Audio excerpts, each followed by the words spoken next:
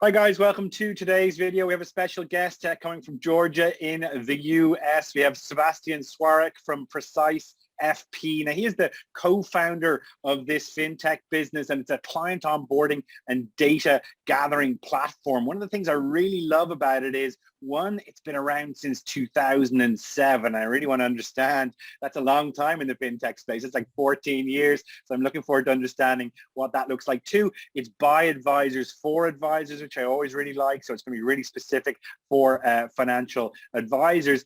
And three, I've talked to quite a lot of advisors, and Precise FP keeps coming up. They keep mentioning it. They keep talking about how effective it is as a software. So I'm really interested to dig into this today and understand a bit more about what they do. And our topic for today is how tech can transform your onboarding process as a financial advisor.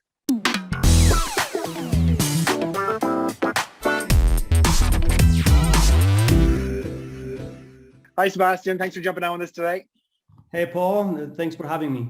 Not at all. Not at all. 2007, that's like 14 years ago in the fintech space. That blows my mind. It's a relatively new industry. You guys are like grandparents, if you like, in this industry.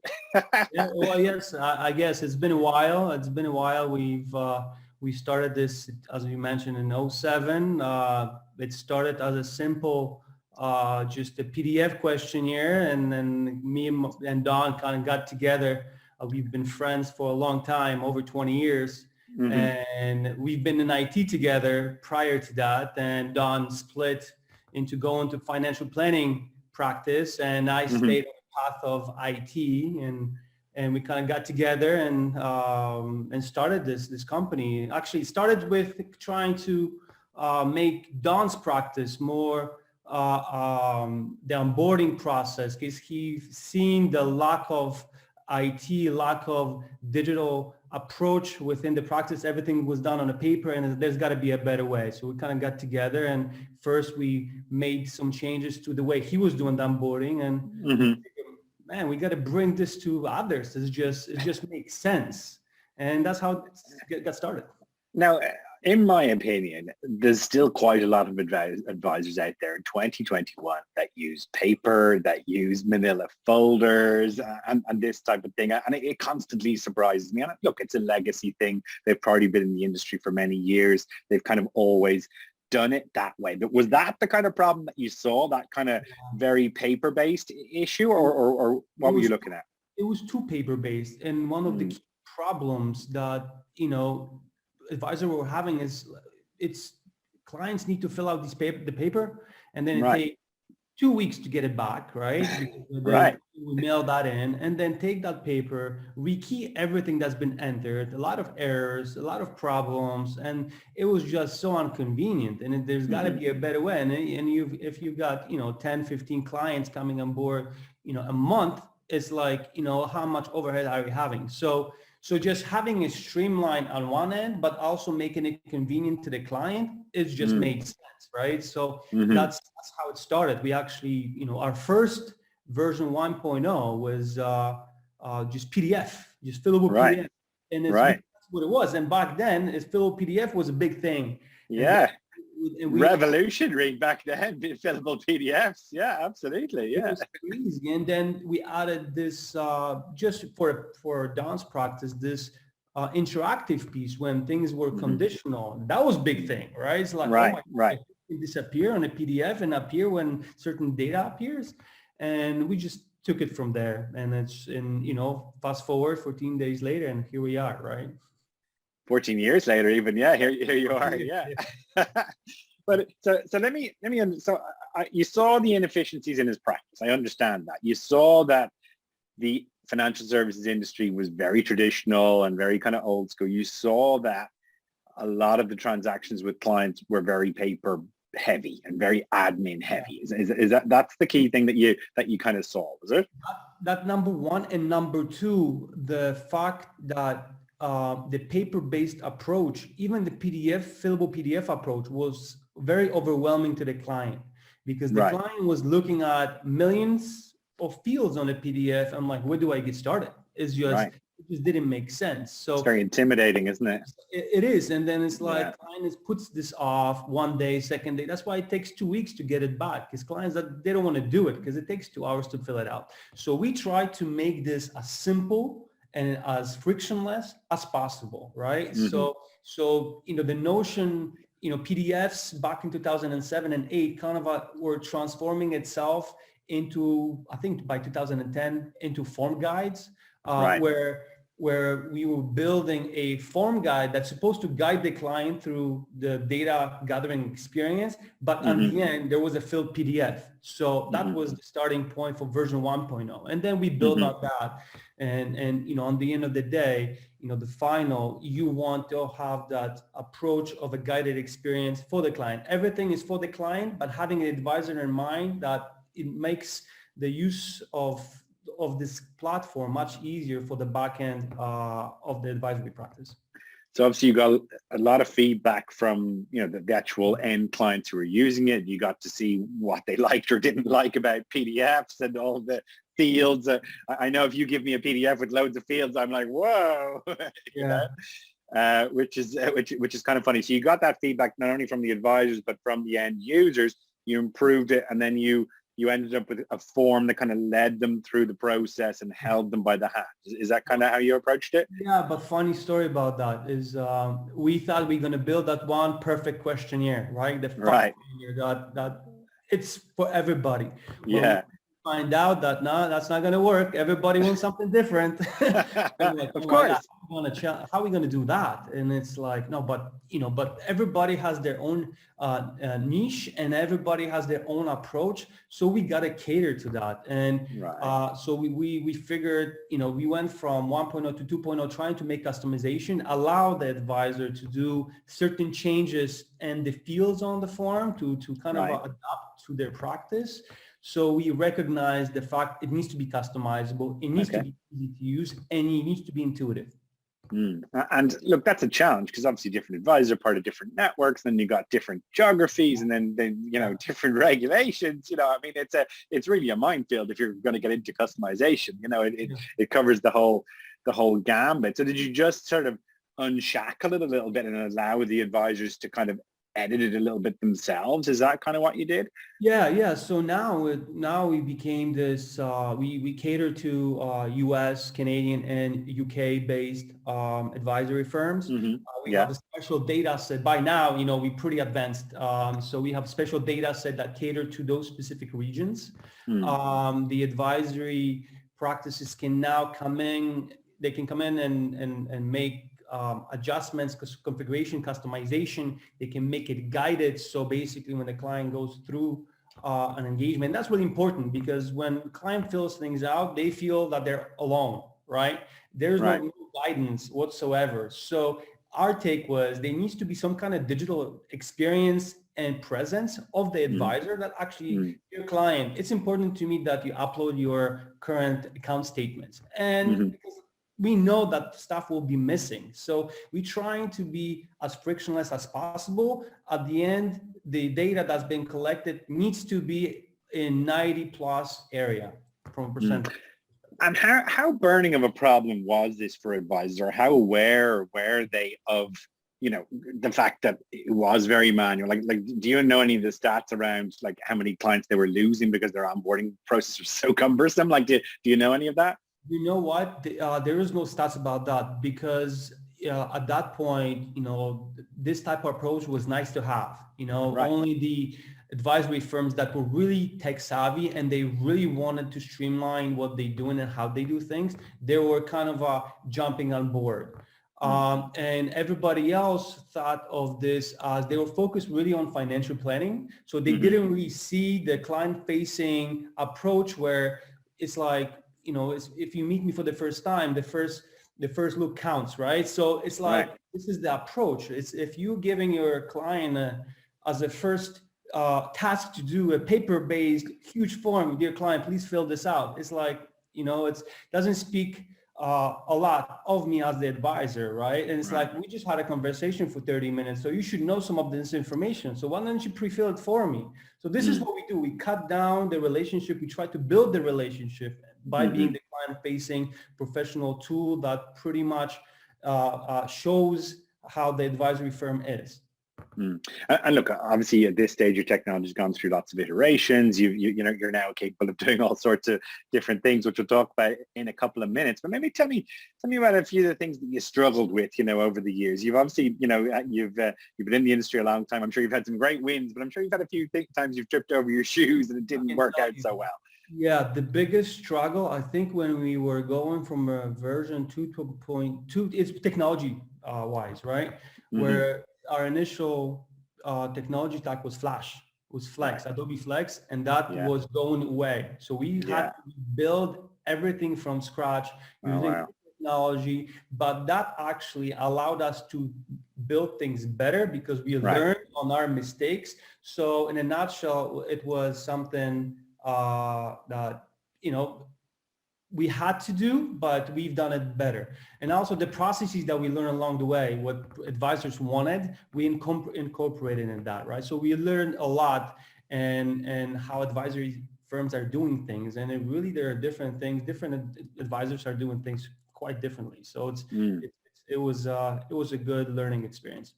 And do you still, I mean, even to this day, see resistance from advisors and from advisory firms to, you know, obviously improving their onboarding, bringing more tech in there, making it more efficient? Do you still see a fair bit of resistance?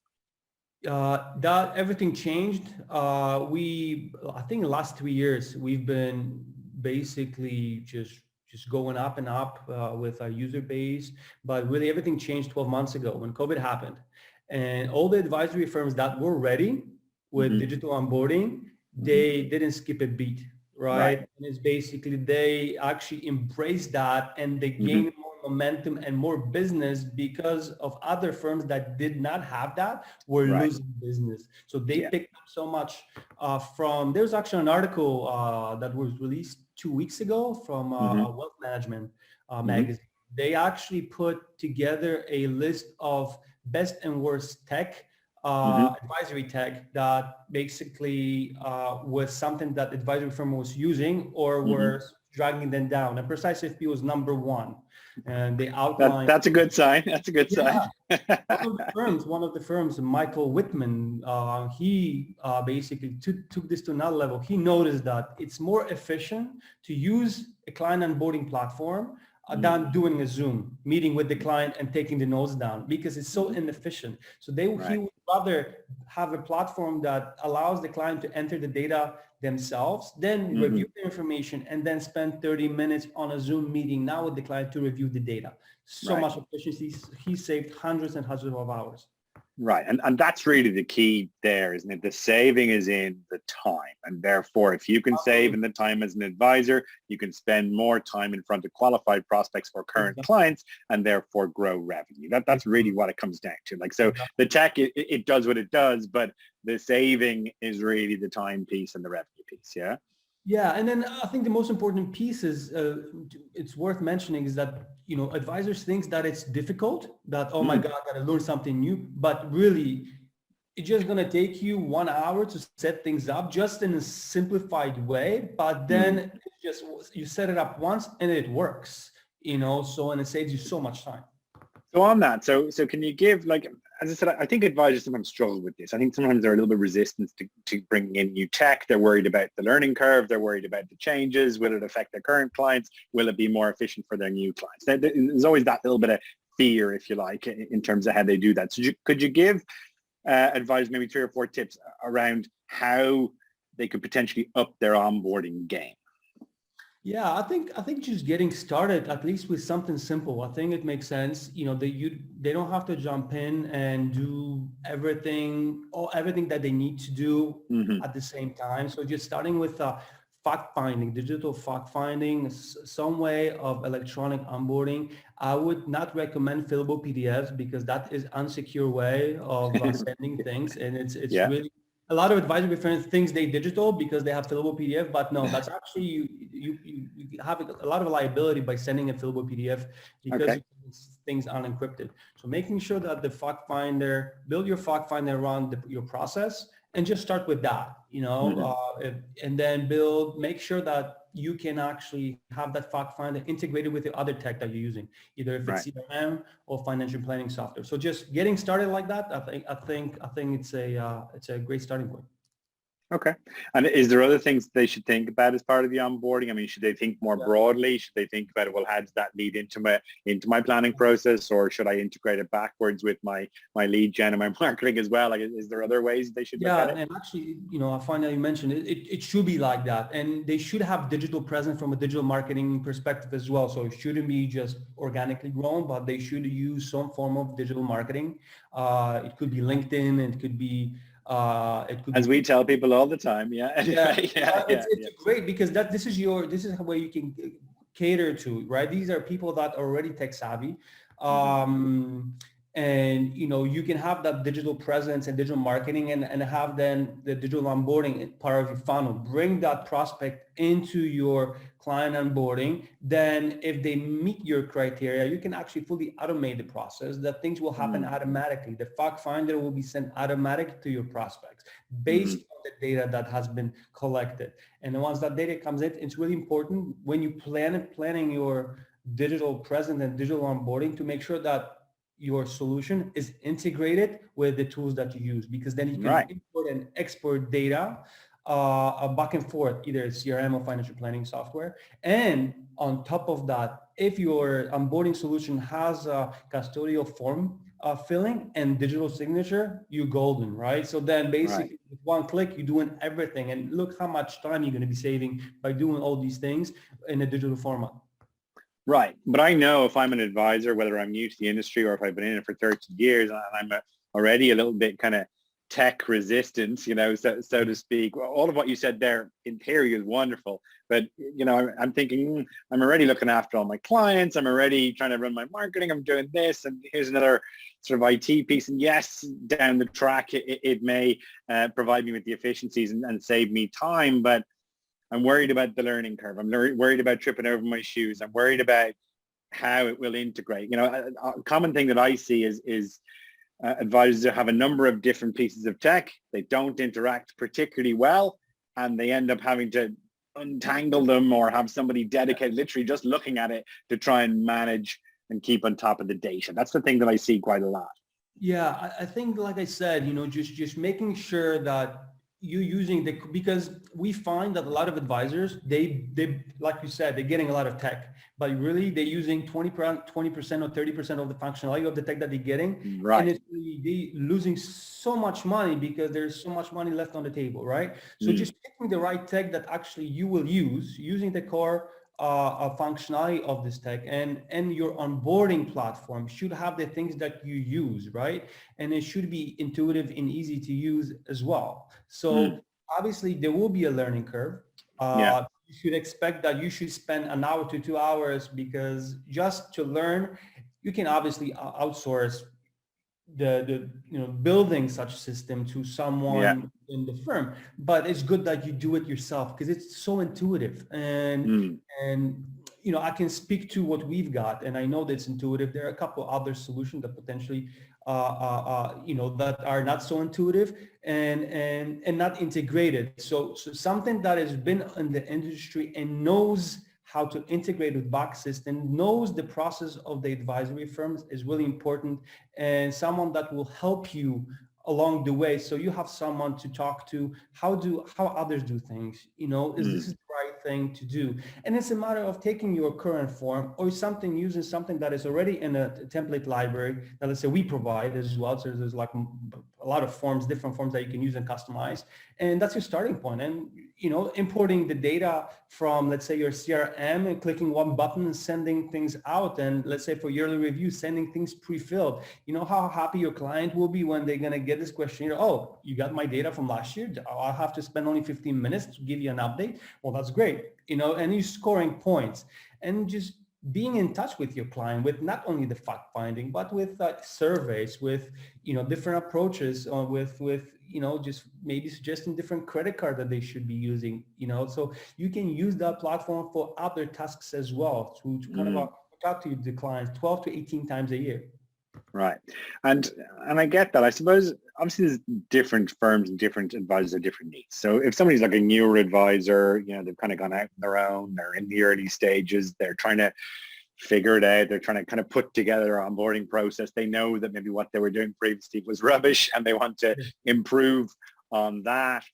You know, would you recommend that they should be putting in a proper onboarding process from day one? Should they wait till they get bigger and they've got a couple more advisors? I mean, like, how do you kind of approach it? When do you make the jump, if you know what I mean?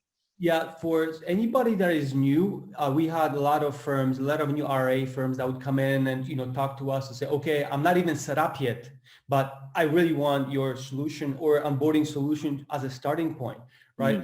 Because if you put things together from the beginning, it's so much easier down the road, right? And you know, in actually a lot of advisory firms are building their tech stack around an onboarding solution that they purchase because this is the first thing the client interacts with. So that needs to be something that looks good, it's frictionless, it's intuitive for the client, right? Because this is the client that will be providing you the information. And at the same time, it's important that the solution, you know, it's easy for the back office to use, to the assistants to use, that we have a track record of everything that is being done with the data. And it's really importantly that we can exchange that data with other tools that we use. We actually had firms that dropped certain pieces of their tech, like financial planning and CRMs, that were not integrated with the onboarding solution, right? So they would rather make that jump and the learning curve because they understand the importance of the client advisor interaction.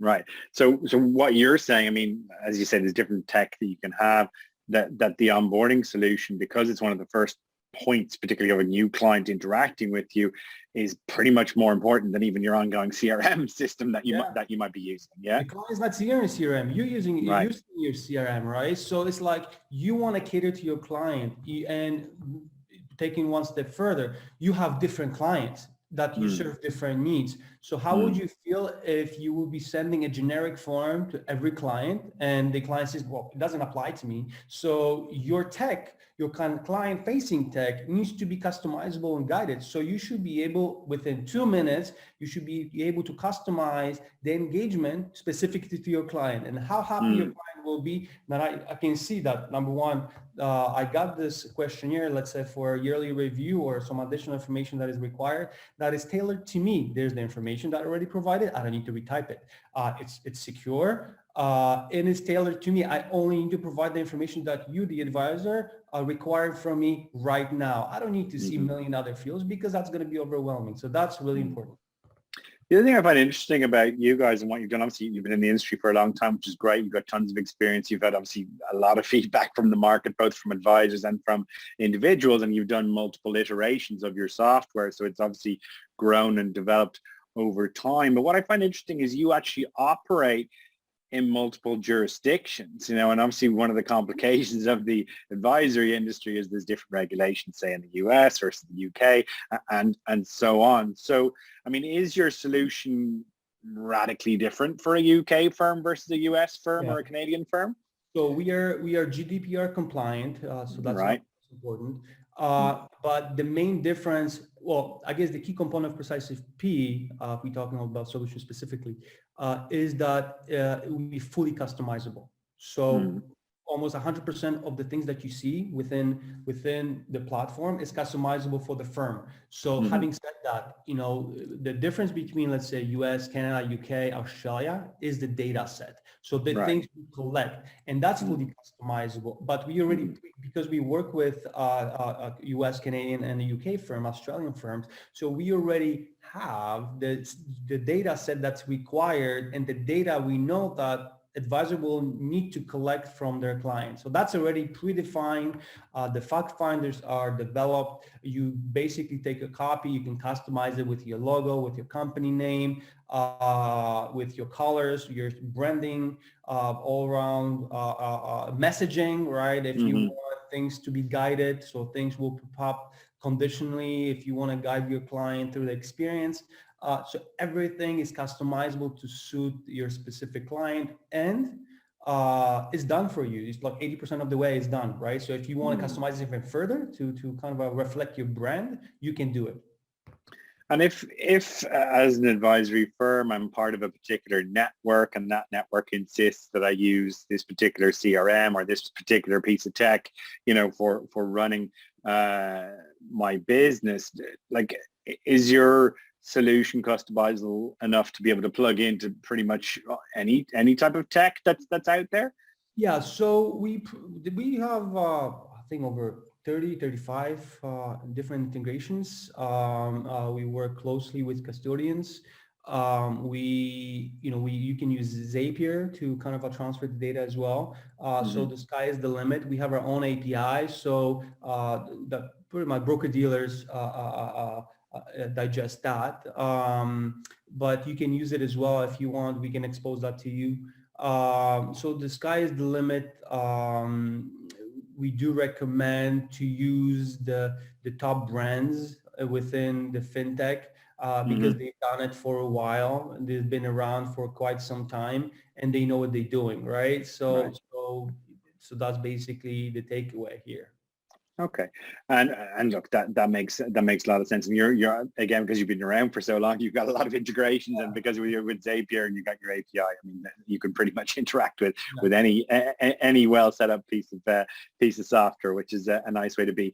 So, kind of taking it to the other side, then, like, I get the onboarding, I get the interaction with the CRM, I get the experience for the client, and making that easier. I get the higher conversion rate of new clients coming in and all that type of thing. So looking at the other side, then, obviously our interest is always on the marketing and the growth of the firm side. So bringing in new leads and bringing in new prospects and new clients. Is there, on that side of things, like, how does that interact with the onboarding process? Like, I always sort of say to clients when they're working with us, once somebody kind of gets to, initial 15-minute call and then maybe a more detailed call, we don't really interact with them after that. Then it goes into the onboarding process after that. So kind of we in our business tend to stop where your process tends to start, if you know what I mean. But is that something that you've looked at, and sort of how that interaction works, or how you can kind of track it, or what way have you approached that? So, because everybody has different process. The process you described, let's say after 15-minute call, those firms that do things that way, basically they take the initial information from the client and let's say, okay, your client, your prospect, I think we can work together. I need more information from you. So you already have the information that the initial information, first name, last name, email address, the mobile number, right?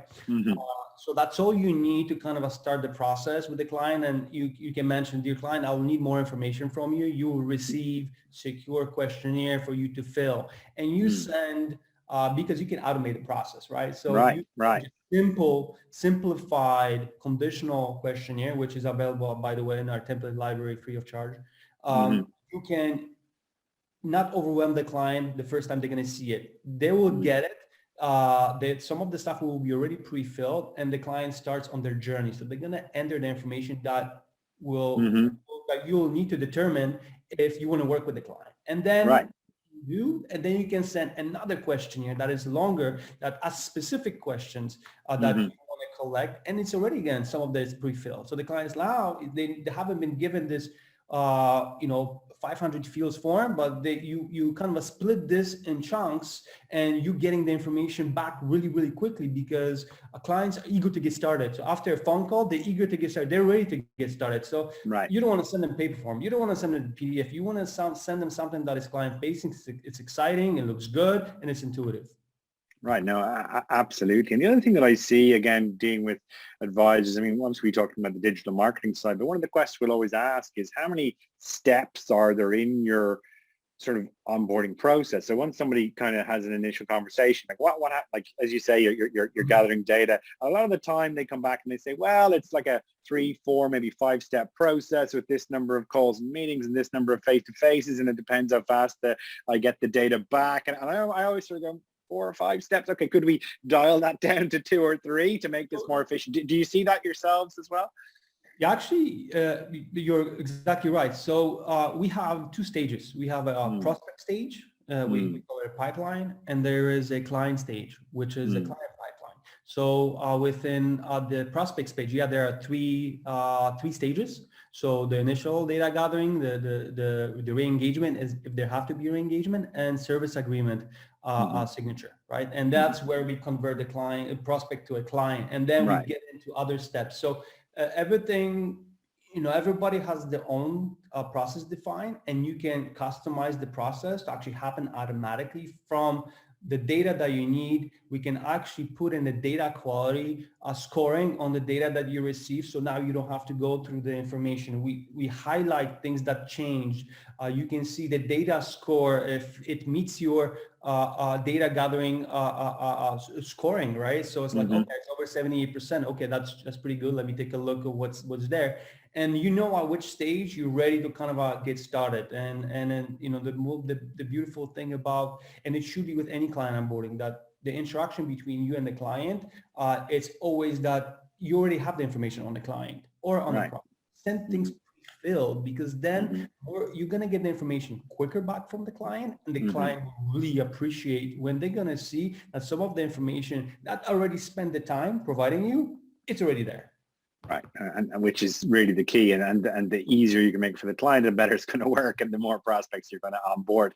And just on the analytics side, so like if I want to step back, I'm the owner of the firm, and I've got different advisors, we're onboarding different clients, we've got quite a lot going on, but I want to see, okay, well, how many people do we have at different stages of the process? How many prospects have I got? How many are almost through? How many have I converted in the last month or in the last year? How many have we dropped off? How many went 70% through the process and then we lost them? Have you got that kind of data as well? We don't collect that type of data because it's firm specific, but the firms, we have analytics related to the process itself, where you can see the statistics on the forms themselves. So you can see the average time it takes someone to fill out the form. You can see the average time it takes for someone to fill a given subpage in the form. So you know what the problem is. If your form is long or you're asking wrong questions, you will see it, right? And you can tailor that. And that's really important from an analytics perspective, to make it seamless, as frictionless, as easy to use as possible. I love it. And I think seamless and frictionless is really the key. And we talk about that in marketing as well. If we can reduce the friction, you get higher conversion. So same in onboarding, if you have less friction, if the easier it is for someone, the better the conversion is going to be, and the more revenue the firm's going to generate, and the more time they're going to save. It's as simple as that, isn't it? It's not like that, but also it's when the client is happy, they talk about your firm, right? It was so easy to provide this information to this firm. It's like I didn't need to spend hours. It's like it was there, and it's like they ask exactly questions they need to ask. I don't have to see and kind of be stressed out about the information I need to provide. It was just easy, and they talk about it, and that's where actually the marketing also happens, right? So the people are talking favorably about the experience they had. So the experience, it needs to be good. Experience needs to be intuitive. Experience needs to be something that the client will remember. Right. Now, and as I said, you've been in this space for a long time. You've seen a lot of iterations. You've seen the good and the bad. You've kind of seen the fintech industry kind of from its infancy, right up to, the rather interactive ecosystem that it is these days. So, but if you were doing it all again, like if you had to kind of start again and redo it, what would you do differently, or would you solve a different problem, or would you approach it in a different way? Actually, I think we were at the right time at the right moment. And we were at the beginning of the entire revolution of the digital space and how the data is being collected. So we really, when we started, we were doing everything cutting edge. So at that time, so we always ahead. We know what's going on. We know the tech that is coming. We constantly are redoing our platform, constantly adding new features. Because not only we see the new tech that is coming in, or from a technology perspective, what we can implement from a security perspective, from user experience, but also we learn how advisory firms work and what else they need. So we constantly talk to advisory firms. What else do you need? And we get that feedback. You know what? It would be good if we can send multiple forms once. Let's say, to give you an example, there was one problem that advisory firms were sending multiple forms that pretty much collected similar information to fill custodial forms. So what we did, we developed one form, which is available in our template library for custodial onboarding, and 80% of that information in that form will fill most of the custodial forms that you're ever going to need to fill. And then it's like so much time savings right there. And that came from the feedback.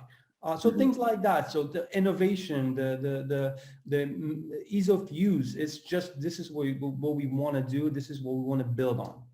And how are you able to tell us how many kind of advisory firms you're dealing with at this stage around the world? Thousands. We have thousands on the platform, so it's on a daily. It's a lot. So we've been quite popular. Our actually user base doubled in the last 12 months. Okay. Yeah, so we're seeing a trend, and I think we're going to double again this year. Isn't it nice when COVID delivers something positive for a business? Yeah, it's really, we don't like saying that, but it's really, you know what? Yeah. It took the leap of finally, it was kind of on the fence. It was nice to have, but now if you don't have that type of tech within your tech stack, you're going to be left behind. And this is the time to get on, because other firms are doing this and clients will be jumping ship. If you don't have the ease of use, you don't give your client ability to give the information at any point in time. I want to be able to fill my template, whatever you send me, on the train, in the office, at home, on any device. It's a must. Well, as you say, COVID obviously forced everybody to learn how to use video conferencing. It stopped face-to-face interaction and conferences and meetings and so on overnight. You know, so it forced advisory firms to change, whether they like it or not. It forced them to change. I think those who've been but those who've embraced it have grown and have adapted and have obviously, you know, been able to attract more of a client base and so on. Those who haven't embraced it are backpedaling, unfortunately, as you say, getting left behind. And we're seeing that as well. So it's exactly the same. I think there's a lot more virtual advisory practices that are now being run than ever before. I think it's given advisory firms confidence to be able to allow their workforce to work remotely and not to have to meet their clients 4 times a year face to face. You know, it's not necessary, you know, which is great. It's almost retrained everybody in the industry, which is great. And I'm delighted to hear you guys are doing well out of it. People didn't realize that they already been trained and they already know how to do it. Just everybody was afraid to jump into that area, right? And then everybody realized, oh, everybody knows how to do a video conferencing. Oh, everybody knows how to fill out digital forms. It's like, oh, that's easy, right? Now, how much time did I save? Oh, it's you know, it's increasing my bottom line. This is the kind of things that I love hearing, and it's like every time I hear about new firms that are coming on board, and then they kind of transform the way they're onboarding things, and talking to them a few months later is like, oh, this is the best thing that we ever done, and it's like so much time they saved. It's awesome conversations to have. Yeah, I love it. And so what's next for you, Sebastian, and for Precise FP? I'm sure you guys have got big plans. And if you've doubled in size in the last 12 months, Yeah, we got something big coming. I can't talk about what it is, but it's coming in the next 3 months. We're going to be releasing 6.0. So we're going after a different market share. But we're gonna make things even simpler for the advisory firms to do their business. And it's just going to be so surprising. It's going to be kind of an aha moment for everybody. So watch out for that. It's coming next 3 months. Excellent. And if people wanted to get in touch with you or they wanted to learn a bit more about Precise FP, where should they go to? Yeah, just go to our website, precisefp.com, and there's a chat box at the bottom corner. Just send us a chat. We have really amazing tech support. We respond within 2 minutes. So send us a chat, send me a chat. I think on the website I'm there, so the messages will go directly to me. If you have a questions, by all means, send it to me and I'll be happy to jump on the call. And then if you want to discuss something, I'll be happy to talk. Excellent. Thanks, Sebastian. Thanks so much for your time today, and best of luck with the continued growth with Precise FP. Thank you very much. Thank you for having me. No worries. Thanks, man.